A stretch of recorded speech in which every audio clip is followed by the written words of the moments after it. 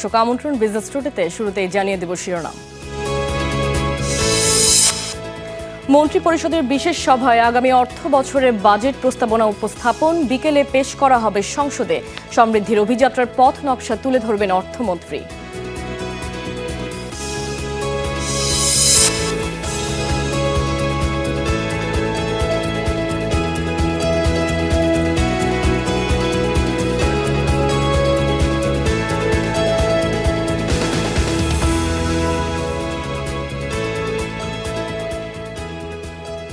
এতক্ষণ শিরোনাম দেখছিলেন, এবার বিস্তারিত। নির্বাচিত সরকারের বাজেটে জাতির প্রত্যাশা অনেক বেশি। অর্থনৈতিক সুফল যাতে সবার কাছে যায় সেই কথাই এতে বলা হয়েছে। ভঙ্গুর থেকে অর্থনীতিকে সমৃদ্ধির পথে নিয়ে যাওয়ার চেষ্টা করছে সরকার। সকালে গুলশানের নিজ বাসভবন থেকে সংসদে রওনা হওয়ার সময় সাংবাদিকদের এসব বলেন অর্থমন্ত্রী আমির খসরু মাহমুদ চৌধুরী। আর সংসদে প্রবেশের আগে অর্থমন্ত্রী জানান, সীমিত সম্পদের মধ্যে স্বস্তি দিতেই এবারের বাজেট। বিকেলে জাতীয় সংসদে 2026-27 অর্থ বছরের জন্য 9,38,000 কোটি টাকার বাজেট পেশ করবেন অর্থমন্ত্রী। নতুন সরকারের এটি প্রথম বাজেট। বৈশ্বিক ঝুঁকি মোকাবেলা, ভর্তুকি ও সামাজিক নিরাপত্তা কর্মসূচিতে ব্যয় বৃদ্ধি, সুদ পরিশোধের চাপ এবং সরকারি কর্মচারীদের নতুন বেতন কাঠামোর সুপারিশ বাস্তবায়নে কারণে ব্যয়ের পরিমাণ বাড়ছে। অর্থনীতি পুনরুদ্ধার, বিনিয়োগ ও কর্মসংস্থান বৃদ্ধিকে অগ্রাধিকার দেওয়া হলেও 2,43,000 কোটি টাকার রেকর্ড ঘাটতি থাকছে। আগামী অর্থবছরের মূল্যস্ফীতি 7.5% নামিয়ে আনার লক্ষ্য স্থির করা হচ্ছে। জিডিপি প্রবৃদ্ধি ধরা হচ্ছে 6.5%।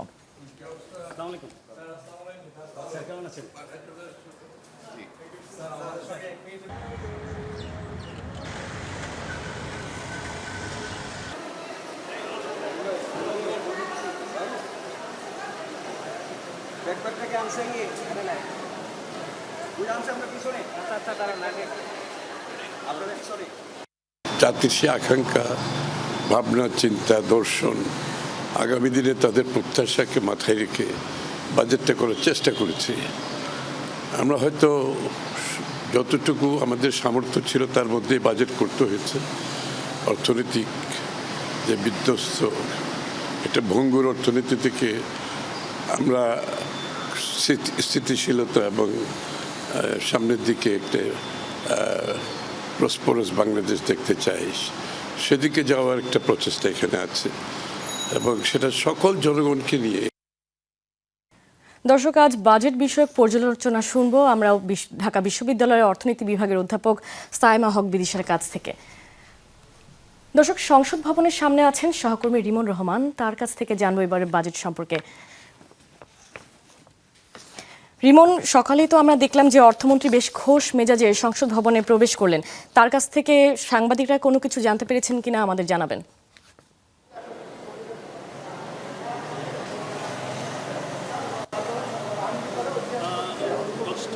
কিছুক্ষণ আগে অর্থমন্ত্রী আমির খসরু মাহমুদ চৌধুরী এই সংসদে প্রবেশ করেছেন, কারণ 10টায় কিন্তু বিশেষ যে মন্ত্রিসভা বৈঠক বাজেটকে কেন্দ্র করে হয়ে থাকে সেটি শুরু হয়েছে। প্রধানমন্ত্রী তারেক রহমানের সভাপতিত্বে বৈঠকটি এখনও চলছে, 1.5 ঘন্টার মতো হয়ে গেল বৈঠক। এই বৈঠকে কিন্তু মূলত বাজেটের খুঁটিনাটি বিষয়গুলো পর্যালোচনা হবে। বাজেটের আকার, বাজেটের ঘাটতি, রাজস্ব, পাশাপাশি বৈদেশিক ঋণ, জিডিপি লক্ষ্য, মূল্যস্ফীতি সহ সার্বিক বিষয় এখানে কিন্তু উপস্থাপন করা হবে এবং সেই বিষয়গুলোর উপরে কিন্তু মন্ত্রী পরিষদে যারা সদস্য রয়েছেন তারা বিভিন্ন মতামত দেবেন এবং প্রধানমন্ত্রীর কোনো নির্দেশনা বা পরামর্শ এখানে থাকতে পারে। আমির খসরু মাহমুদ চৌধুরী যেটা বলেছেন যে আসলে বাজেটটি একটি সংকটকালীন সময় দেওয়া হচ্ছে এবং যখন অর্থনীতিতে একটি নানামুখী সংকট চলছে এবং সেই সংকটকে সামাল দেওয়ার জন্যই কিন্তু আসলে এই বাজেটে কিছুটা ঘুরে দাঁড়ানোর একটা চেষ্টা করা হচ্ছে। সেক্ষেত্রে বাজেটটি বড় হচ্ছে এবং 9,38,000 কোটি টাকার যে বাজেট, সেখানে কিন্তু ঘাটতি 2,43,000 কোটি টাকা এবং সেই ঘাটতি অর্থায়নে বিভিন্নভাবে ব্যাংকের উপর নির্ভরশীলতা রয়েছে।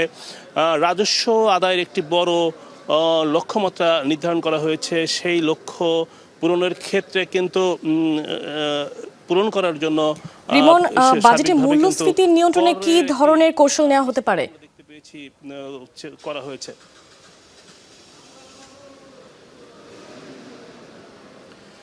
মূল্যস্ফীতি কিন্তু এখন রুহি 9%-এর উপরে অবস্থান করছে এবং পণ্য এবং সেবা দুটি সেক্ষেত্রে কিন্তু সরকার মূল্যস্ফীতি নিয়ন্ত্রণ করতে চায় এবং সাধারণ মানুষকে স্বস্তি দিতে চায়। সেই জন্য এই বাজেটে 7.5% মূল্যস্ফীতি নির্ধারণের একটি কথা বলা হবে এবং সেখানে 9% থেকে 7.5% নামিয়ে নিয়ে আসার ক্ষেত্রে সরকারের বাজার ব্যবস্থাপনা কিভাবে আরও উন্নত করা যায়, পণ্যমূল্যর কিভাবে নিয়ন্ত্রণে আনা যায় সে বিষয়ে কিন্তু বাজেটে প্রচেষ্টা থাকবে। তার মধ্যে একটি হচ্ছে যে বিভিন্ন খাদ্যপণ্য বা ভোগ্যপণ্য যেগুলো রয়েছে সেগুলোতে কিন্তু একটি কর ছাড় দেওয়া হয়েছে, অর্থাৎ বড় সংখ্যক পণ্য ধান, চাল, তেল সহ এক ব্যাপক সংখ্যক পণ্যে কর ছাড়ের একটু সুবিধা দেওয়া হয়েছে। পাশাপাশি অন্যান্য যে আমদানি পর্যায়ে যে শুল্কগুলো রয়েছে সেগুলো কিন্তু কিছুটা কমানোর চেষ্টা করা হচ্ছে, যার ফলে দেখা যাবে যে আসলে যে পণ্যগুলো আমদানি করতে হয় এবং যে পণ্যগুলো এখানে স্থানীয়ভাবে উৎপাদিত হয় সেই পণ্যগুলো যাতে বাজারে নিয়ন্ত্রিত থাকে এবং সাধারণ মানুষের কাছে থাকে, পৌঁছে যায় কম দামে, সেই বিষয়টি কিন্তু সরকার নিশ্চিত করার একটি চেষ্টা চালাবে। রিমন, আরেকটা প্রশ্ন আপনার কাছে, সমৃদ্ধির অভিযাত্রার এই পথ নকশায় প্রবৃদ্ধির প্রাক্কলন কত হচ্ছে?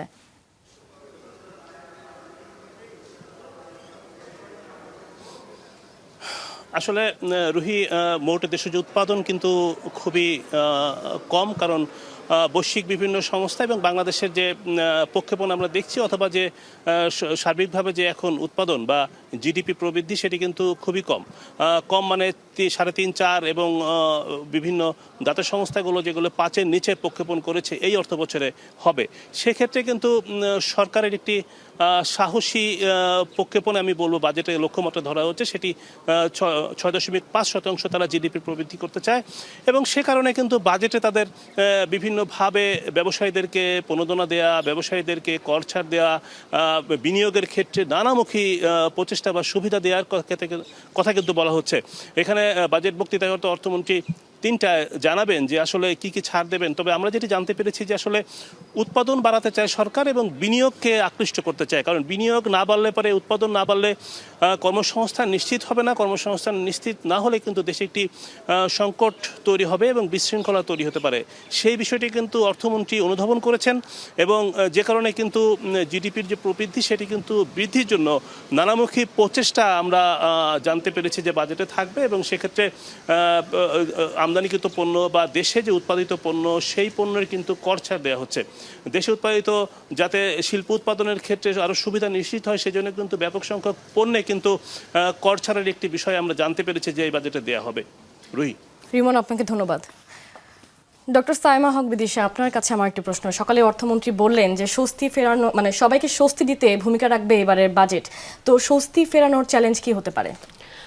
স্বস্তির জায়গাটা যদি বলি তাহলে আমার মনে হয় যে মোটা দাগে আমরা দুটো বিষয় বলতে পারি। একটি হচ্ছে যে বিভিন্ন জায়গায় কর ছাড়, বিশেষ করে আমি বলবো যে আমাদের যদি সাধারণ মানুষের কথা বলি, মধ্যবিত্তের কথা বা নিম্নবিত্তের কথা, সেক্ষেত্রে আসলে যেটি গুরুত্বপূর্ণ সেটি হচ্ছে যে প্রত্যক্ষ কর বা আয় করের মাধ্যমে কিছু সুবিধা পাওয়া যায় কিনা এবং সেই জায়গাটাতে ছাড় কতটুকু দেওয়া হচ্ছে এবং বিভিন্ন জায়গায় বিভিন্ন সুযোগ সুবিধার বিষয়গুলো, অর্থাৎ কেউ যদি ব্যবসা করতে চান সেখানে কিছু ছাড় আছে কিনা, ক্ষুদ্র উদ্যোক্তা যারা আছে বিশেষ করে তাদের কথা বলছি। আর সবচাইতে গুরুত্বপূর্ণ যেটা সে স্বস্তি দেওয়া, সেটি কিন্তু মূল্যস্ফীতি। এবং আমরা আসলে সবাই যে বিষয়টি নিয়ে আলোচনা করছি সেটি হচ্ছে যে আসলে আজকে এবারে বাজেটে আসলে কি ধরনের পথনকশা থাকবে যার মাধ্যমে আসলে মূল্যস্ফীতিটাকে নিয়ন্ত্রণে রেখে সাধারণ মানুষকে কিছু স্বস্তি দেওয়া যেতে পারে। আমরা দেখছি যে মূল্যস্ফীতির জাতাকলে কিন্তু সীমিত আয়ের মানুষরা প্রায় পিষ্ট অবস্থা, তাদের করমুক্ত আয়ের সীমাও খুব একটা বাড়ানো হচ্ছে না। এই বিষয়টিকে আপনি কিভাবে দেখছেন? করমুক্ত আয়সীমার যে বিষয়টি সেটি হচ্ছে যে এটি আসলে বাড়ানো হলে যেটি দেখা যায় যে সাধারণ মানুষ বা একটু নিম্ন আয়ের মানুষ কিছুটা স্বস্তি পায়। তবে এটি অনেক সময় যেটা দেখা যায় যে এটি রাজস্ব আহরণের জন্য এটি কিন্তু একটা খুব সুবিধাজনক একটা জায়গা, যে এই জায়গাগুলো থেকে অর্থ আসবে, সুতরাং সেই কারণে এই জায়গাটাকে একটু টার্গেট করা হয় এবং এটা না বাড়ানোর একটা প্রচেষ্টা থাকে সব সময়। তো এই ক্ষেত্রে আমরা যেটা শুনতে পেয়েছি যে কিছু সামান্য হয়তো একটু কাটছাট করা হবে, কিছুটা যেন কাটছাট করা হয়, কাটছাট করা হলে সেটা একটি ইতিবাচক বিষয় বিষয় হবে। তবে গুরুত্বপূর্ণ যেটা হচ্ছে কর জালকে বিস্তৃত করা, সেটি গুরুত্বপূর্ণ। আর আরেকটি বিষয় সেটা হচ্ছে মূল্যস্ফীতির কথা আমরা যখন বলি তখন আসলে আমাদের যে জিনিসটা মাথায় রাখতে হবে সেটি হচ্ছে যে বিভিন্ন ধরনের গুরুত্বপূর্ণ পণ্য, যেমন আমাদের মূল্যস্ফীতির একটা বড় অংশই কিন্তু নির্ধারিত হচ্ছে খুব গুরুত্বপূর্ণ কয়েকটি পণ্য, যেমন চাল, গম, এই ধরনের পণ্যের ক্ষেত্রে সেই জায়গাগুলোতে কতটুকু কর ছাড় দেওয়া হচ্ছে এবং সেই জায়গাগুলোতে মূসকের কি বিষয় আমরা যদি দেখি, সংখ্যাগুলো যদি দেখি, সেটি আসলে অর্থাৎ পরোক্ষ কর যেটি রয়েছে সেই পরোক্ষ করের হারটি কিন্তু নির্ধারণ করবে কিছুটা হলেও যে আসলে মূল্যস্ফীতির বিষয়টা। তবে এখানে আমাদের মাথায় রাখতে হবে যে জ্বালানি তেলের একটি বিষয় রয়েছে এবং পরিবহন খরচের বিষয়গুলো রয়েছে, এই সমস্ত কিছুর সাথে কিন্তু বাজার ব্যবস্থাপনাও জড়িত। আর অবশ্যই এটা মনে রাখতে হবে যে মূল্যস্ফীতির বিষয়টা শুধু রাজস্ব নীতি দ্বারা প্রভাবিত না হয় না, এটা এখানে কিন্তু মুদ্রানীতির বিষয়টিও রয়েছে। তবে বাজার ব্যবস্থাপনা এক্ষেত্রে সবচেয়ে গুরুত্বপূর্ণ ভূমিকা পালন করতে পারে। ডক্টর সাইমা, আপনার কাছে আমার এখন আরেকটি প্রশ্ন। সমৃদ্ধির পথে অভিযাত্রার বাজেট বলে মনে করছেন অর্থমন্ত্রী। ভঙ্গুর পরিস্থিতি থেকে উত্তরণের মানে আমি বলতে চাচ্ছি যে করণীয় কি? একটি বিষয় হচ্ছে যে আমাদের বেশ কয়েকটা জায়গায় সংস্কারের দরকার রয়েছে এবং সেক্ষেত্রে আমি যদি বলি, একটি হচ্ছে যে আর্থিক খাতে একটা সংস্কার, সেটি আসলে আমাদের ব্যাংকিং খাত এবং অন্যান্য খাতগুলোকে শক্ত করবে। এর পাশাপাশি সেটি হচ্ছে যে আমার কর ব্যবস্থাপনা, সেই জায়গাটাতে বড় পরিবর্তন আনতে হবে। কারণ আমরা যদি কর জালকে বিস্তৃত করতে পারি এবং কর ব্যবস্থাপনার মাধ্যমে, সঠিক কর ব্যবস্থাপনার মাধ্যমে রাজস্ব আহরণটা বাড়াতে পারি, তাহলে কিন্তু আমাদের জন্য ব্যয় করাটা সহজ হবে এবং সেক্ষেত্রে কিন্তু আমরা বাজেট ঘাটতিও আমরা কমিয়ে আনতে পারবো এবং বাজেট ঘাটতি কমিয়ে আনলে তাহলে কিন্তু আমাদের ঋণ করাও লাগবে না এবং বা ঋণ কম করতে হবে। তো সব কিছু মিলিয়ে আসলে কর ব্যবস্থাপনার বিষয়টা আমার মনে হয় যে সবচেয়ে গুরুত্বের সাথে বিবেচনা করা দরকার এবং সেটি আসলে আমাদের ভঙ্গুর অর্থনীতি বা অর্থনীতির বর্তমান যে পরিস্থিতি, সেই জায়গাটা থেকে উত্তরণের সামনের দিকে যাওয়ার একটা সুযোগ। ডক্টর সাইমা, আমরা ইতিমধ্যে কিন্তু দেখতে পাচ্ছি যে এই বিশাল বাজেটে রাজস্ব আহরণে কিন্তু অনেকাংশেই কিন্তু সংশয়টা রয়ে গেছে এবং 6,95,000 কোটি টাকা আয় করতে চায় সরকার। এই লক্ষ্য অর্জনে কি ধরনের সংস্কার প্রয়োজন? সংস্কারের বিষয়টা হচ্ছে, প্রথমে হচ্ছে কর ব্যবস্থাপনার একটি বিষয় কয়েকটি জায়গায়। একটি হচ্ছে যে আমাদের প্রত্যক্ষ করের উপরে আমাদের চাপটা বাড়াতে হবে বা প্রত্যক্ষ করের উপরে আমাদের ফোকাসটা বাড়াতে হবে। কারণ পরোক্ষ কর আমরা সবাই কিন্তু পরোক্ষ করের কথা যদি বলি, যেমন মূসক, হ্যাঁ, সেটা ভ্যাটের আওতার মধ্যে সবাই পড়ছি, কিন্তু প্রত্যক্ষ করের বিষয়টা এবং সেটি কিন্তু আমাদের আয় বৈষম্য কমাতেও সাহায্য করে। প্রত্যক্ষ করের ক্ষেত্রে আমরা যদি দেখি, এটা আসলে আমাদের দেশে 30% বা এই ধরনের একটা সংখ্যা, তো সেটি কিন্তু আসলে অনেক কম। সুতরাং প্রত্যক্ষ কর যদি আমরা বাড়াতে চাই, সেখানে যেটা জরুরি সেটা হচ্ছে আমাদের কর জালকে বাড়াতে হবে। কারণ অনেক জায়গায় যেটা রয়েছে সেটা হচ্ছে অনেক মানুষই কিন্তু করের আওতার বাইরে এবং সেদিক থেকে যদি আমরা দেখি ডিজিটালাইজেশনের বিষয়টা, এটাকে গুরুত্বের সাথে বিবেচনা করতে হবে এবং যত বেশি ডিজিটালাইজড হবে তত বেশি স্বচ্ছতা আসবে। এর পাশাপাশি বিভিন্ন ধরনের সারচার্জ, সম্পদ কর, উত্তরাধিকার কর, এই জায়গাগুলো, নতুন নতুন জায়গাগুলোকে নিয়ে কিন্তু চিন্তা করতে হবে এবং সবচেয়ে গুরুত্বপূর্ণ সেটা হচ্ছে যে যারা কর দিচ্ছেন এবং যারা মধ্যবিত্ত রয়েছেন, বিশেষ করে সেই মধ্যবিত্তের উপর চাপটি না বাড়িয়ে বরঞ্চ করের জালটাকে বাড়ানো এবং অতি ধনী যারা আছে, অতি ধনীদের উপরে প্রোগ্রেসিভ হারে ট্যাক্স দেওয়া। ধারণা করা হচ্ছে এবারে বাজেটে ঘাটতি দাঁড়াতে পারে 2,43,000 কোটি টাকা। ব্যাংক খাত থেকে নেওয়া হবে 1,12,000 কোটি টাকা। বেসরকারি খাতের ঋণ প্রবাহে এর প্রভাব কেমন পড়বে বলে আপনি মনে করছেন? দেখুন, এটা তো তাত্ত্বিকভাবে তো আমরা এটা জানি যে যখন সরকার বেশি ঋণ নেয় তখন বেসরকারি খাতে তাদের জন্য কিন্তু ঋণের প্রাপ্যতা কমে যায়, এটি একটি বিষয়। এবং এর পাশাপাশি আমরা যদি দেখি যে ব্যাংকগুলোতে আসলে বর্তমানে যদি ঋণের প্রবাহ দেখি বা তারল্য দেখি, সেটিও কিন্তু যে খুব একটা ইতিবাচক চিত্র দেখাচ্ছে তা কিন্তু নয়। সুতরাং ব্যাংক খাত থেকে যদি সরকার ঋণ নেয় তখন সেটা আমরা কিন্তু আবার বলছি যে আমাদের বেসরকারি খাতে যে বিনিয়োগ, সেই বেসরকারি খাতে বিনিয়োগটাকে আমরা চাঙা করতে চাই, তখন সেই জায়গাটাতে কিন্তু একটা চ্যালেঞ্জিং পরিস্থিতি তৈরি হয়। সে কারণে আবার এটিও মনে রাখতে হবে যে আমাদের ঘাটতি মেটাতে হলে তাহলে কিন্তু আমাদের বেসরকারি হোক বা বৈদেশিক হোক, আমাদের কিন্তু ঋণ নিতে হবে। এই জায়গাটাতে আসলে আমাদের ওই কথা কিন্তু একটি আসে যে আমাদের রাজস্ব ব্যবস্থাপনা আমরা যত ভালো করতে পারবো তত কিন্তু এই চাপটা কমবে।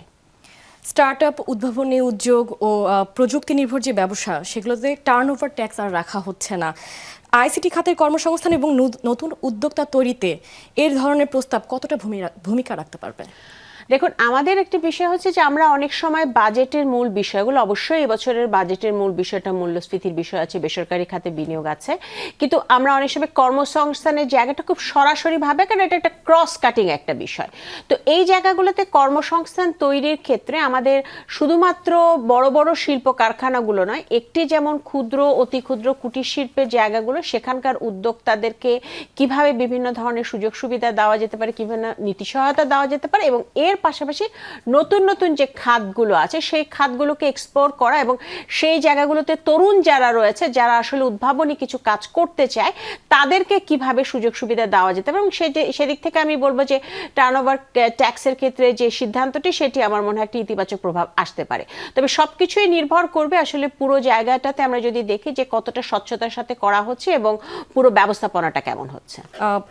আমরা কিন্তু আরেকটা ব্যাপার দেখতে পাচ্ছি যে এমপিদের উপর কিন্তু গাড়ি কেনার ক্ষেত্রে তাদের ট্যাক্স কিন্তু বাদ দিয়ে দেওয়া হচ্ছে, মানে তারা কিন্তু এখন আর ট্যাক্স ছাড়া গাড়ি কিনতে পারবেন না। তো এর পাশাপাশি আমরা কিন্তু আরও দেখতে পাচ্ছি যে প্রধানমন্ত্রীর কার্যালয় থেকে নির্ধারণ করা হবে কোন এলাকায় কি সুযোগ সুবিধা প্রয়োজন, তারা সেই হিসেবে ব্যবস্থা নেবে। এমপিদের কাছে কিন্তু আর আগে যেরকম থোক বরাদ্দ দেওয়া হতো, একটা টাকা তাদেরকে দিয়ে দেওয়া হতো, সেটা কিন্তু আর দেওয়া হচ্ছে না। এইখানে আপনি কি মনে করছেন জনসাধারণের উপর এটা কেমন প্রভাব পড়বে? এটার দুটো বিষয়, একটা হচ্ছে যে আমি বলবো যে বিভিন্ন যে গাড়ি কেনার ক্ষেত্রে যে শুল্কর যে বিষয়টা, এটি আমি বলবো যে ইতিবাচক একটি দিক। কারণ এই ধরনের বিষয়গুলো যেহেতু জনগণ কর্তৃক নির্বাচিত যারা মেম্বার অফ পার্লামেন্ট আছেন, সুতরাং সেক্ষেত্রে তাদের ক্ষেত্রে জনগণের স্বার্থে এই বিষয়গুলো অবশ্যই করাটা জরুরি, এবং এটি খুবই ইতিবাচক একটি দিক। তবে যে বিষয়টা সেটি হচ্ছে যে পুরো মনিটরিং এর একটা মেকানিজম আমি যেটা মনে করতে চাই, আপনার দ্বিতীয় যে অংশটি, সেই অংশটাতে আমার মনে হয় যে একটা মনিটরিং মেকানিজম বা পরিবীক্ষণ করার একটা মাধ্যমে টাকা কত অর্থ লাগবে সেই ধরনের একটা নির্দেশনা, এটি একটা চেক অ্যান্ড ব্যালেন্সের একটা পদ্ধতি তৈরি করেছে। সুতরাং এটি অবশ্যই একটি ইতিবাচক দিক। তবে ওই দিক থেকে আবার আমাদের এটিও মনে রাখতে হবে যে বিভিন্ন জায়গার জনগণের তাদের কিন্তু বিভিন্ন চাওয়া পাওয়া আছে, এবং সেই চাওয়া পাওয়াগুলো মেটানোর অঙ্গীকার করেই কিন্তু মেম্বার অফ পার্লামেন্ট হিসেবে তারা নির্বাচিত করেছেন। সুতরাং সেই জায়গায় কিন্তু তাদেরও কিছু কিন্তু মেম্বার অফ পার্লামেন্ট যারা রয়েছেন তাদেরও কিছু কিন্তু দায়বদ্ধতা আছে তাদের এলাকার মানুষের দিক থেকে। তো পরিবীক্ষণের বিষয়টি যেমন জরুরি, আবার এই জায়গাটাও কিন্তু খেয়াল রাখতে হবে যে তাদের যেন কিছুটা দায়বদ্ধতার জায়গায় তারা যেন কিছু কাজ করতে পারে, সেই জায়গাটাতে কিভাবে স্বচ্ছতা আনা যায়। আপনার কাছে আমার আজকে শেষ প্রশ্ন, ব্যাংক হিসাব পরিচালনায় কিন্তু টিআইএন সার্টিফিকেট এখন বাধ্যতামূলক করা হচ্ছে, এই সিদ্ধান্তের প্রভাবটা জনসাধারণের মধ্যে কিভাবে পড়তে পারে বলে আপনার ধারণা? আমাদের একটু বিস্তারিত জানাবেন। দেখুন, একটি বিষয় হচ্ছে এটা কারণটা কি, কারণটা হচ্ছে যে আমি প্রথমেই আমরা যে আলোচনায় বলছিলাম যে সেটা হচ্ছে যে আমাদের রাজস্ব আহরণের ক্ষেত্রে যে আমাদের যে একটা বড় ধরনের একটা সীমাবদ্ধতা, সেই সীমাবদ্ধতাতে কিভাবে আমরা কাটিয়ে উঠবো, এবং সেটি করতে হলে একটি হচ্ছে ডিজিটালাইজেশনের বিষয়, আরেকটি হচ্ছে কর জালের আওতাটাকে বিস্তৃত করা। কর জালের আওতাটাকে বিস্তৃত করার একটা টুল হিসেবে, একটা প্রক্রিয়ার একটা অংশ হিসেবে এই ধরনের টিনের একটা ব্যাংক অ্যাকাউন্ট খোলার ক্ষেত্রে টিনের একটা উদ্যোগ নেওয়ার কথা বলা হচ্ছে, এবং সেটি আসলে যেটা করবে যে অনেকে আসলে যারা আসলে টাকা ব্যাংক অ্যাকাউন্টে টাকা রাখতে পারছেন, এটা মনে করা হচ্ছে যে যারা ওই অ্যামাউন্ট অফ টাকা রাখার চিন্তা করছেন তাদেরকে আসলে টিন দেওয়ার মাধ্যমে একটা স্বচ্ছতা আনা। সুতরাং প্রক্রিয়াগত দিক থেকে এই স্বচ্ছতা আনার যে বিষয়টি, এটি আসলে কর জালকে বিস্তৃত করবে বলেই আমরা মনে করছি। তবে এখানে যেটি মাথায় রাখতে হবে যে সেটি হচ্ছে যে আমাদের কিন্তু আবার উচ্চ হারে যারা কর দিচ্ছেন এবং তাদের ক্ষেত্রে কিভাবে জিনিসটা ম্যানেজ করা হবে, ব্যবস্থাপনা করা হবে, সেটা যেমন দেখা হবে। এবং আরেকটি বিষয় যেটা বললাম যে কর আহরণের কিন্তু আরো কিছু বিষয় আছে। আমরা যদি দেখি যে ঢাকা, চট্টগ্রাম বা বড় বড় যে শহরগুলো রয়েছে, সেই শহর থেকেই বেশিরভাগ আয়কর আসছে, কিন্তু অন্যান্য জায়গাও কিন্তু অনেক ক্ষেত্রে আমরা দেখব যে ধনী রয়েছেন বা কর দেওয়ার সক্ষমতা যারা রয়েছেন তাদের রয়েছেন।